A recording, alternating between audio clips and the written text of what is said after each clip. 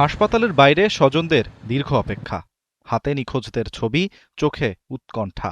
কেউ প্রিয়জনের খোঁজে তালিকায় নাম খুঁজছেন, কেউ কর্মকর্তাদের কাছে ছুটছেন তথ্য জানতে।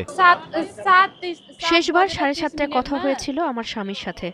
বলেছিল সন্তানদের জন্য আখরোট ও চকলেট পাঠাচ্ছে, আরও কিছু খাবার। বলেছিল শিগগিরই আসবে, কিন্তু আর আসেনি। জানি না কোথায় আছে, এখন কেমন আছে। নিখোঁজদের তালিকায় নিজের ছেলের নাম নথিভুক্ত করতে হাসপাতালে ছুটে এসেছেন ২৬ বছর বয়সী ছেলের মা চামিন্দা শ্রেষ্ঠা। শেষবার রাত 8:30টার দিকে ছেলের সঙ্গে কথা হয়েছিল তার। আমার ছেলে বন্যায় আটকে গেছে, সে ট্রাক চালাচ্ছিল। রাত 8:30টার দিকে শেষ কথা হয়েছে। এরপর থেকে তার কোনো খবর পাচ্ছি না, আমরা কিছুই জানতে পারছি না। ভয়াবহ বন্যায় নেপালের অন্তত 4টি জেলা মূল ভূখণ্ড থেকে বিচ্ছিন্ন হয়ে পড়েছে। ধ্বংস হয়েছে বহু সেতু। প্রবল স্রোতের কারণে আকস্মিক বন্যায় মানুষ নিজেদের রক্ষারও সুযোগ পাননি বলে জানান হাসপাতাল কর্তৃপক্ষ। পরিস্থিতি অত্যন্ত ভয়াবহ। 4টি জেলা মূল ভূখণ্ড থেকে বিচ্ছিন্ন হয়ে গেছে, সেতুগুলো ভেসে গেছে।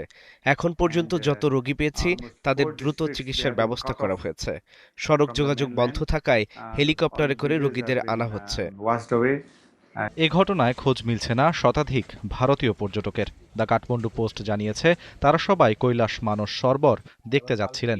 নিখোঁজ স্বজনদের জন্য উদ্বিগ্ন ভারতীয়রাও। এখান থেকে রওনা হওয়ার কথা ছিল তিব্বতের উদ্দেশ্যে, মানে বর্ডার ক্রস করার কথা ছিল। এমনি চারিদিকে চেষ্টা চালাচ্ছি যাতে যোগাযোগটা করা যায় বা কেমন আছে না আছে সেই পরিস্থিতি জানার জন্য ফোন করেছিলাম। সেখান থেকে ওরা দিয়েছেন, আমি লিস্ট পাঠিয়েছি এখানকার সরকারের কাছে যে পরিস্থিতি জানার জন্য। নিখোঁজদের সন্ধানে যখন স্বজনদের অপেক্ষা দীর্ঘ হচ্ছে, তখন দুর্গম এলাকায় উদ্ধার অভিযান পরিচালনাই সবচেয়ে বড় চ্যালেঞ্জ হয়ে দাঁড়িয়েছে। সব প্রতিকূলতা কাটিয়ে স্বজনরা চান প্রিয়জনদের দ্রুত ফিরে পেতে।